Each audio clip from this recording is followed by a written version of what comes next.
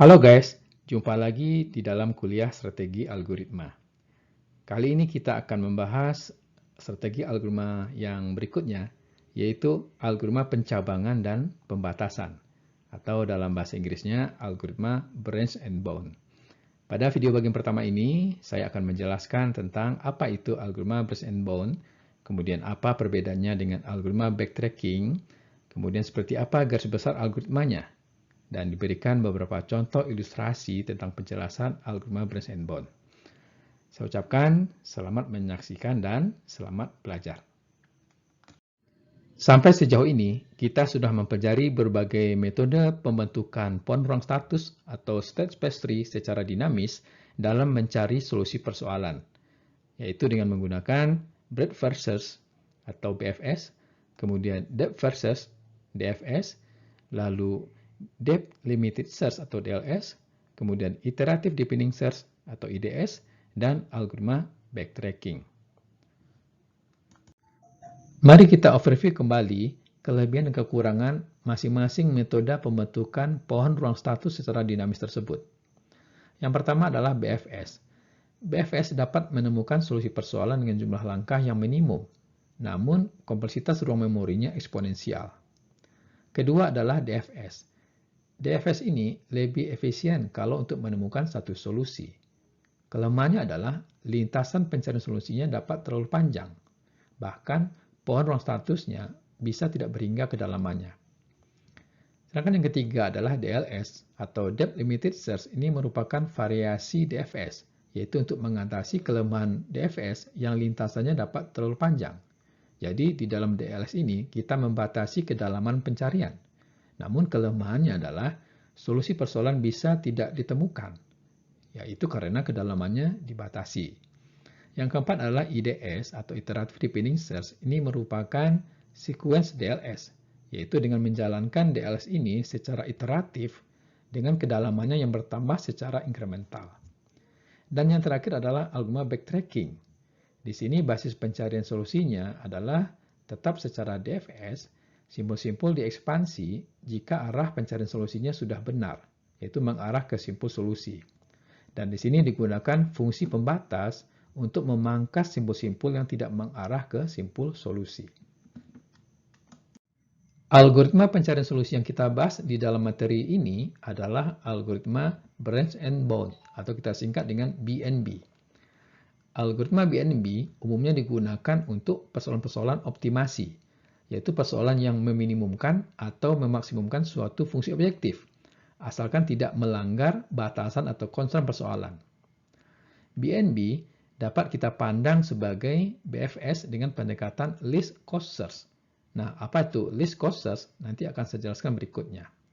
Perbedaan antara BFS dengan BNB adalah sebagai berikut. Pada BFS, atau kita sebut juga dengan BFS yang murni, simpul berikutnya yang akan diekspansi itu berdasarkan urutan pembangkitannya, sehingga BFS yang murni ini dinamakan juga dengan FIFO, atau first in first out. Sedangkan pada BNB, simpul-simpul tetap dibangkitkan sesuai aturan BFS, namun setiap simpul diberi sebuah nilai cost, atau disimbolkan dengan C.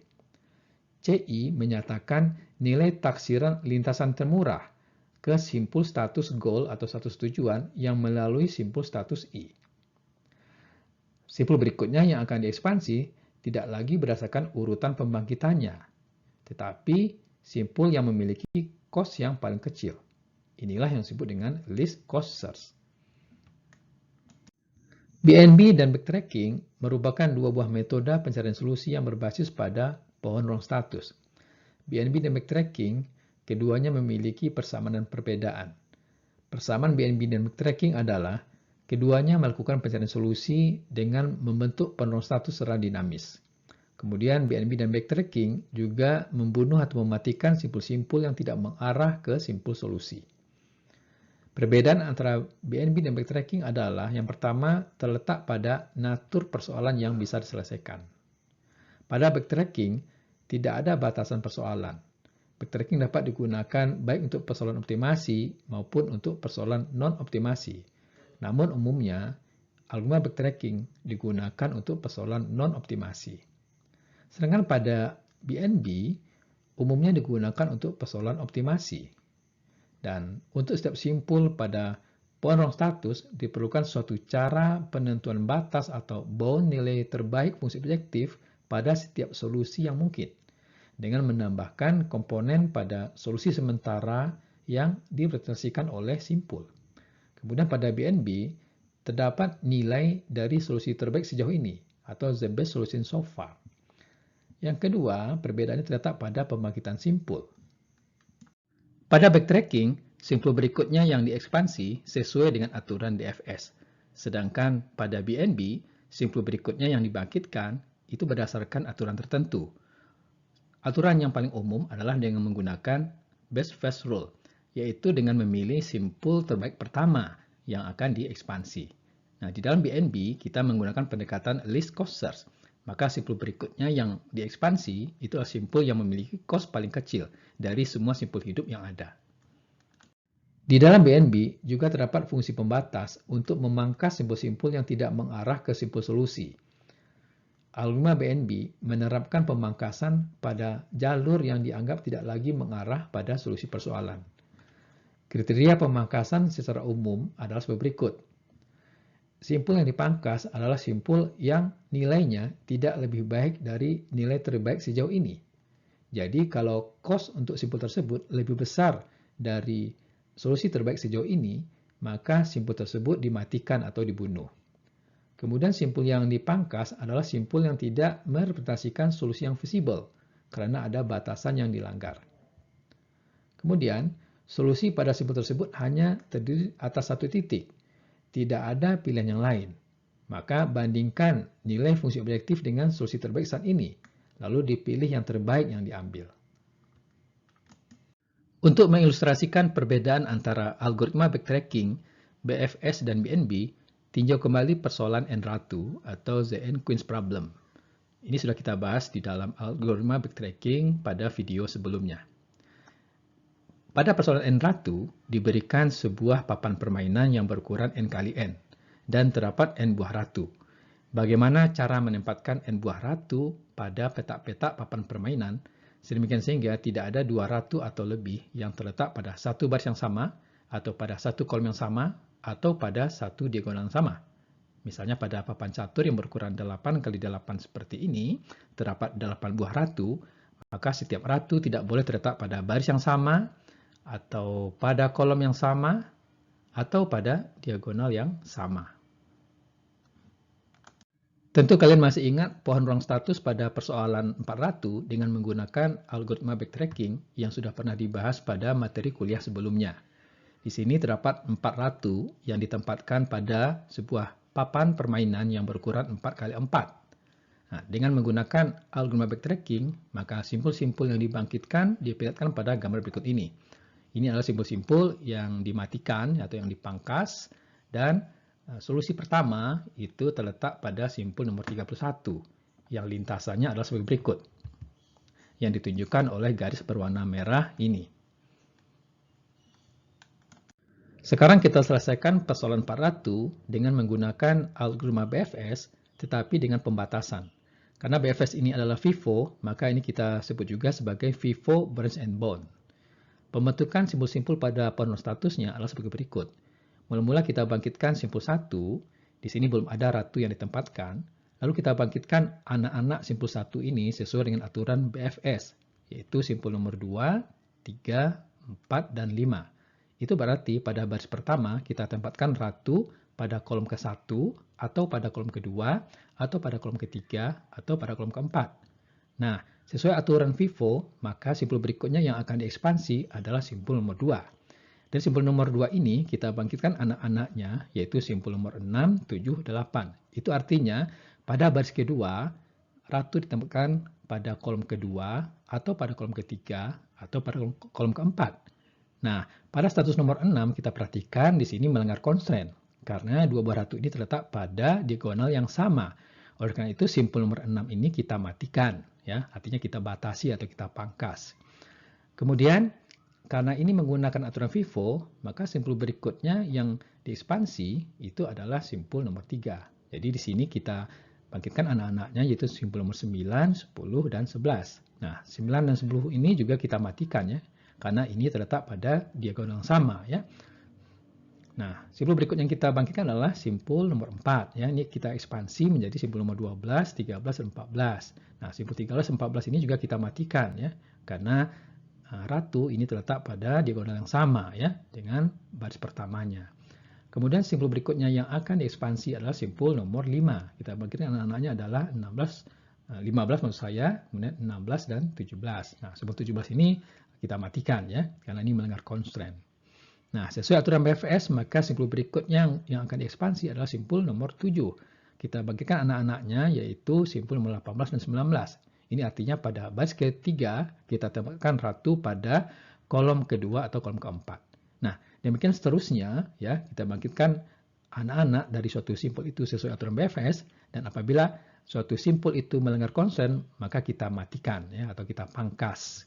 Nah, solusi pertamanya itu akan ditemukan pada simpul nomor 30, ya, dengan lintasannya adalah 1, 3, 11, 22, 30, yaitu X sama dengan 2, 4, 1, 3. Artinya, ratu ditemukan pada baris pertama pada kolom kedua, baris kedua pada kolom keempat, baris ketiga pada kolom ke-1, dan baris keempat pada kolom ketiga. Nah, sekarang bagaimana strategi pencarian solusi 4 ratu, tetapi dengan menggunakan algoritma Brush and Bond. Nah, dengan menggunakan algoritma Brush and Bond, maka simpul hidup berikutnya yang akan diekspansi itu tidak lagi berdasarkan aturan FIFO, tetapi simpul yang memiliki nilai cost terkecil. Ya. Nah, least costers ini adalah salah satu jenis aturan yang dipakai di dalam Brush and Bond. Ya. Pada persoalan 4 ratu, untuk setiap simpul X pada pohon rong status, nilai cost ini dapat berupa salah satu dari dua hal berikut. Pertama, nilai cost itu dapat menyatakan jumlah simpul di dalam upah pohon X yang perlu dibangkitkan sebelum simpul solusi ditemukan. Atau nilai cost pada simpul X itu adalah panjang lintasan dari simpul X ke simpul solusi terdekat, yaitu simpul solusi itu terletak di dalam upah pohon X yang bersangkutan. Nah, misalkan yang kita pilih pendekatannya adalah yang nomor 2 ini. Jadi nilai cost pada setiap simpul itu kita hitung sebagai panjang lintasan dari simpul X ke simpul solusi terdekat di dalam upah pohon X tersebut. Sekarang akan dijelaskan solusi persoalan 4 ratu dengan menggunakan algoritma Brush and Bond. Di sini kita mengasumsikan bahwa letak simpul solusi diketahui.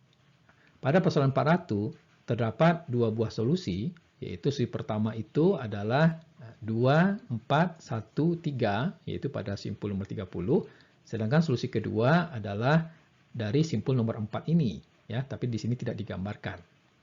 Kemudian, cost untuk setiap simpul X kita hitung sebagai panjang lintasan dari simpul X ke simpul solusi terdekat di dalam sub pohon X tersebut.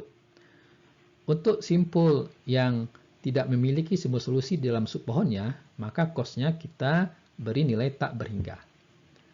Mula-mula kita bangkitkan simpul 1 terlebih dahulu, ya, simpul akar. Nah, dari simpul akar ini, ya, panjang lintasan dari simpul akar ke simpul solusi adalah 4, ya. Jadi 1, 2, 3, 4. Nah, sehingga cost untuk simpul 1 ini adalah 4. Karena simpul 1 adalah satu-satunya simpul hidup di dalam pohon rong status ini, maka kita bangkitkan anak-anaknya, ya, yaitu simpul nomor 2, 3, 4, dan 5. Nah, untuk setiap simpul anak yang kita bangkitkan, kita tentukan cost-nya. Nah, dari simpul 2 ini tidak ada simpul solusi di dalam sub pohon yang akarnya simpul 2 ini, sehingga cost-nya tak berhingga. Sedangkan untuk simpul 3, ya, cost-nya adalah 3, karena panjang lintasan dari simpul 3 ke simpul solusi ini adalah 3, ya, yaitu 1, 2, 3. Begitu juga untuk simpul nomor 4, meskipun tidak digambarkan di sini, panjang lintasannya itu adalah 3, sehingga cost-nya adalah 3. Kemudian untuk simpul nomor 5, ini juga cost-nya tak berhingga, karena dari simpul 5 ini tidak terdapat simpul solusi. Nah, sekarang terdapat 4 buah simpul hidup, ya, di dalam upah pohon ini, yaitu simpul nomor 2, 3, 4, dan 5. Nah, dari keempat ini, yang memiliki cost paling kecil itu adalah simpul nomor 3, ya, dan simpul nomor 4. Ya. yang nilai costnya sama, ya, yaitu 3. Maka simpul hidup berikutnya yang kita bangkitkan, ya, itu adalah simpul yang memiliki cost paling kecil. Nah, kita boleh pilih di sini simpul nomor 3 atau simpul nomor 4. Misalkan kita bangkitkan simpul nomor 3 terlebih dahulu. Anak-anaknya adalah simpul nomor 9, 10, dan 11. Nah, kita hitung cost untuk setiap simpul anak-anaknya. Untuk nomor simpul 9 ini costnya tak berhingga, karena tidak ada simpul solusi dari simpul 9 ini. Begitu juga untuk nomor 10, nilai costnya tak berhingga. Nah, kita juga dapat langsung mematikan atau membunuh simpul nomor 2, 9, 10, 5 karena nilai costnya tak berhingga. Karena tidak mungkin di sini mengarah ke simpul solusi. Nah, sekarang terdapat dua buah simpul hidup, yaitu simpul nomor 4 ya, dan simpul nomor 11 ya. Dari kedua simpul ini, yang memiliki cost paling kecil adalah simpul nomor 11 ya. Karena costnya di sini 2 ya, lebih kecil dari simpul nomor 4 yang lebih 3. Maka kita bangkitkan anak-anaknya, yaitu simpul nomor 22 dan simpul nomor 23. Kemudian kita tentukan cost ya, untuk simpul nomor 22 ini panjang lintasannya adalah 1 ya, dari sini ke sini 1, sehingga costnya 1. Sedangkan untuk simpul 23 costnya tak berhingga. Nah, kemudian simpul yang masih hidup adalah simpul nomor 22 dan simpul nomor 4 ya. Nah, yang paling kecil adalah simpul 22 ya, costnya 1. Nah, kita ekspansi menjadi simpul nomor 30. Nah, di sini simpul 30 adalah simpul solusi. Nah, sehingga solusi pertama kita temukan, yaitu lintasannya adalah 1, 3, 11, 22, 30 ya, yaitu 2, 4, 1, 3. Ya, itu artinya ratu ditempelkan pada baris pertama pada kolom kedua, pada baris kedua pada kolom keempat, pada baris ketiga pada kolom ke-1, dan pada baris keempat pada kolom ketiga. Pembentukan pohon ruang status pada persoalan Pak Ratu dengan algoritma Bersenbon membutuhkan sebuah antrian untuk menyimpan simpul-simpul hidup yang dibangkitkan. Antrian itu dinamakan antrian prioritas atau priority key. Elemen-elemen atau simpul-simpul hidup di dalam antrian prioritas diurutkan berdasarkan cost-nya dari nilai kecil ke besar. Jadi, simpul yang pertama diekspansi adalah simpul nomor 1. Simpul-simpul anaknya adalah simpul nomor 2, 3, 4, dan 5. Dan cost-nya sudah kita tentukan, yaitu tak berhingga, 3, 3, dan tak berhingga. Maka kita simpan di dalam antrian prioritas ini berdasarkan cost-nya dari kecil ke besar, yaitu urutannya 3, 4, 2, 5. Kemudian simpul hidup berikutnya yang dibangkitkan adalah simpul nomor 3 yang terdapat di kepala antrian. Anak-anaknya adalah simpul nomor 9, 10, 11 dengan cost-nya tak berhingga 2. Nah, kemudian kita urutkan simpul-simpul hidup ini di dalam antrian berdasarkan cost-nya dari kecil ke besar. Jadi di sini urutannya adalah 11, 4, 2, 5, 9, 10 ya, yaitu 2, 3, kemudian tak berhingga, tak berhingga, tak berhingga, tak berhingga. Kemudian simpul hidup berikutnya yang diekspansi adalah simpul nomor 11. Anak-anaknya adalah simpul nomor 22 dan simpul 23. Cost-nya adalah 1 dan tak berhingga. Nah, urutan simpul-simpul hidup di dalam antrian ini adalah 22, 4, 2, 5, 9, 10, 23. Nah, kemudian simpul hidup berikutnya yang diekspansi adalah simpul nomor 22, ya, karena cost-nya paling kecil. Nah, di sini anaknya adalah simpul 30, yang cost-nya adalah 0, karena panjang lintasan dari simpul 30 ke simpul 30 adalah 0. Nah, maka di sini urutannya adalah simpul nomor 30, kemudian 4, 2, 5, 9, 10, 23, ya, yang cost-nya dari kecil ke besar. Kemudian simpul yang ekspansi berikutnya adalah simpul nomor 30. Nah, karena simpul 30 ini merupakan simpul solusi, berarti solusi ditemukan, ya, yaitu yang lintasannya berwarna merah ini. Perhatikan bahwa pada umumnya, untuk kebanyakan persoalan, letak simpul solusi tidak diketahui. Pada persoalan N ratu yang sudah kita bahas sebelumnya, ini merupakan persoalan yang ideal, karena letak simpul solusi diketahui, sehingga kita dapat menghitung dengan pasti ongkos suatu simpul, yaitu panjang lintasan dari simpul tersebut ke simpul solusi. Nah, bagaimana untuk persoalan-persoalan lain, seperti knapsack problem, graph coloring, permainan Edpuzzle, TSP, dan sebagainya? Pada persoalan seperti ini, letak simpul solusi tidak diketahui. Oleh karena itu, nilai cost suatu simpul I merupakan estimasi atau perkiraan ongkos termurah lintasan dari simpul I ke simpul solusi yang tidak diketahui letaknya. Nah, cost untuk simpul I ini dilambangkan dengan CI. Ya, C pakai tanda topi yang menyatakan bahwa ini adalah nilai taksiran atau aproksimasi. Nilai CI dihitung secara heuristik. Karena CI merupakan taksiran ongkos termurah, maka dengan kata lain, CI menyatakan batas bawah atau lower bound dari ongkos pencarian solusi dari status I. Secara garis besar, algoritma persaingan bond, langkah-langkahnya adalah seperti berikut. Langkah pertama adalah masukkan simpul akar ke dalam antrian key, yaitu antrian prioritas. Jika simpul akar adalah simpul solusi atau goal node, maka solusi telah ditemukan. Stop sampai di sini. Kedua, jika antrian key kosong, berarti tidak ada solusi. Stop juga sampai di sini. Langkah ketiga, jika key tidak kosong, kita pilih dari antrian key simpul I yang mempunyai nilai cost CI paling kecil. Nah, jika terdapat beberapa simpul I yang memiliki nilai CI yang sama, kita pilih satu secara sembarang. Jika simpul I adalah simpul solusi, berarti solusi sudah ditemukan. Stop sampai di sini. Tetapi jika simpul I bukan simpul solusi, maka bangkitkan semua anak-anaknya. Nah, jika I tidak mempunyai anak, maka kembali ke langkah 2. Nah, untuk setiap anak J dari simpul I, kita hitung CJ ya, dan masukkan semua anak-anak tersebut ke dalam antrian key. Lalu kita ulangi lagi, kembali ke langkah 2. Untuk mengilustrasikan algoritma persaingan bond, yang cost untuk setiap simpulnya merupakan perkiraan atau estimasi secara heuristik, maka perhatikan contoh persoalan permainan 15 puzzle yang sudah pernah kita bahas sebelumnya di dalam materi algoritma brute force. Terdapat sebuah 15 puzzle yang berisi ubin-ubin yang diberi nomor 1 sampai nomor 15 dan sebuah ubin kosong untuk melakukan pergerakan ubin. Misalkan susunan awal 15 puzzle adalah seperti ini dan diinginkan susunan akhirnya ubin-ubinnya terurut ya dari ubin nomor 1 sampai ubin nomor 15. Nah, pohon ruang statusnya itu merupakan susunan ubin-ubin akibat pergerakan ubin kosong. Nah, kenapa ubin kosong? Karena pergerakan ubin itu akan mengakibatkan ubin kosong ini dapat berpindah ke atas, ke bawah, ke kiri atau ke kanan. Jadi status pada pohon statusnya adalah berdasarkan posisi ubin kosong.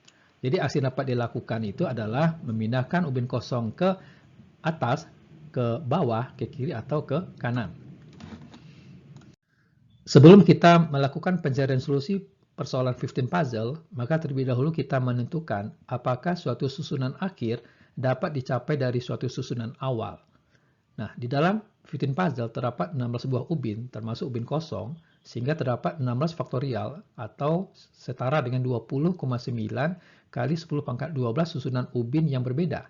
Dan hanya setengah dari susunan tersebut yang dapat dicapai dari susunan awal sembarang. Terdapat sebuah teorema yang berguna untuk menentukan apakah suatu susunan akhir dapat dicapai dari susunan awal sembarang.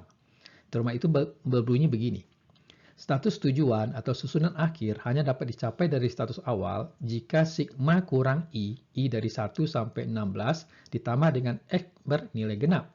Nah, X ini bernilai 0 atau 1. X sama dengan 1 jika sel kosong pada posisi awal terletak pada salah satu sel yang diarsir. Nah, selain itu, X bernilai 0 ya, jika tidak terletak pada sel yang diarsir. Pada contoh ini, susunan awal ini, sel yang kosong ini tidak terletak pada sel yang diarsir, sehingga X-nya bernilai 0. Untuk lebih jelasnya, perhatikan contoh 15 puzzle yang susunan awalnya seperti ini. Kita akan menentukan terlebih dahulu apakah susunan akhir dapat dicapai dari susunan awal ini, yaitu kita hitung jumlah kurang I dari 1 sampai 16. Kurang I menyatakan banyaknya ubin bernomor J kecil dari I, tetapi posisi J lebih besar dari posisi I. Posisi I menyatakan posisi ubin bernomor I pada susunan awal yang diperiksa.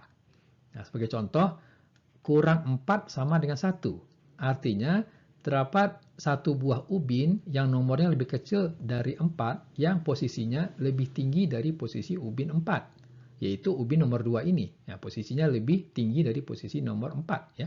Jadi posisi itu kita hitung dari nomor ini nomor 1, 2, 3, 4 sampai nomor 16. Nah, terdapat satu buah ubin yang nomornya lebih kecil dari 4, yaitu ubin 2, yang posisinya lebih tinggi dari ubin 4. Contoh lainnya, kurang 11 itu sama dengan 3. Artinya terdapat 3 buah ubin yang nomornya lebih kecil dari 11, tetapi posisinya lebih tinggi dari posisi ubin 11. Yaitu kalau kita lihat di sini, ubin yang Nomor yang lebih kecil dari nomor 11 adalah nomor 8, 9, 10. Ya, posisinya lebih tinggi dari posisi 11. Jadi kurang 11 sama dengan 3.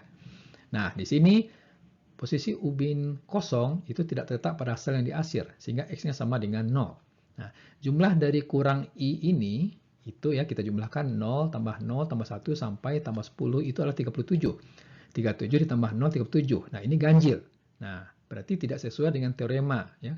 Kalau dapat dicapai dari susunan awal, jumlahnya harus genap. Nah, karena ini ganjil, berarti susunan akhir tidak dapat dicapai dari susunan awal ini.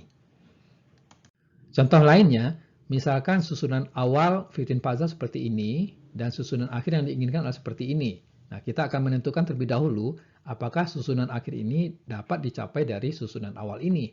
Dan ini adalah susunan sel-sel yang diarsir. Kita hitung terlebih dahulu jumlah kurang I dari 1 sampai 16. Nah, ini adalah tabelnya. Kita jumlahkan ya, 0 tambah 0 tambah 0 sampai tambah 9. Ini jumlahnya 15.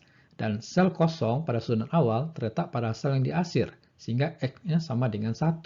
Nah, 15 tambah 1 sama dengan 16.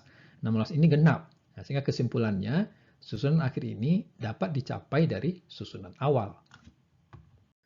Gambar ini adalah pohon ruang status untuk 15 puzzle yang simpul-simpulnya dinomori sesuai aturan BFS, yaitu simpul nomor 1, 2, 3, 4, 5, 6, 7, 8, 9, dan seterusnya.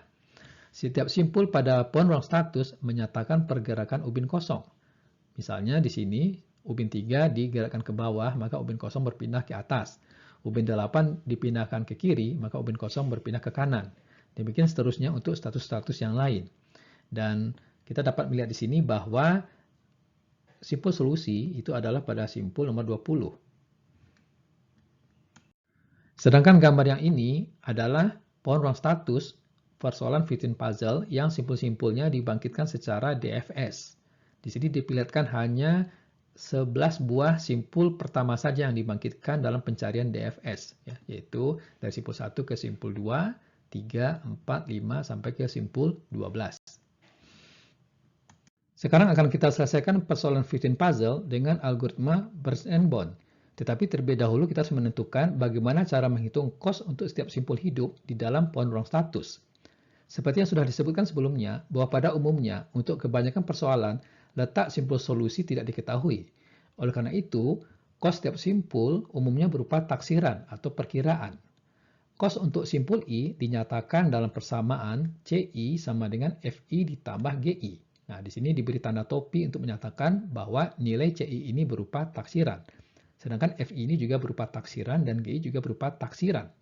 Jadi kalau misalnya ini adalah simpul I, maka FI itu menyatakan ongkos untuk mencapai simpul I dari akar. Sedangkan GI menyatakan ongkos untuk mencapai simpul tujuan atau goal node dari simpul I. Jadi CI merupakan penjumlahan FI ditambah GI. Pada persoalan 15 puzzle, kos simpul P itu dinyatakan sebagai CP sama dengan FP ditambah GP. FP adalah panjang lintasan dari simpul akar ke P. Nah, karena kita dapat menghitung dengan pasti panjang lintasan dari simpul akar ke P, maka ini tidak lagi berupa taksiran.